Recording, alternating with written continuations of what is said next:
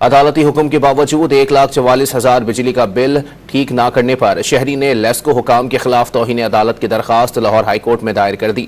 مزید جانتے ہیں ڈان نیوز کے نمائندے رانا بلال سے۔ جی رانا بلال، بتائیے گا درخواست میں موقف کیا اختیار کیا گیا ہے؟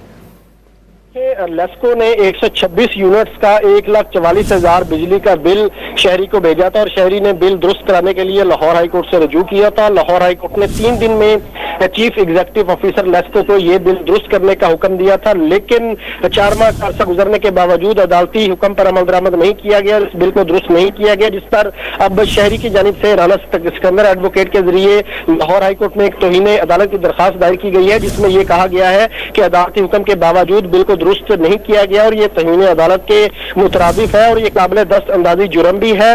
درخواست میں یہ کہا گیا ہے کہ لیسکو کے CEO کے خلاف عدالتی فیصلے پر عمل نہ کرنے پر توہین عدالت کی کارروائی کی جائے۔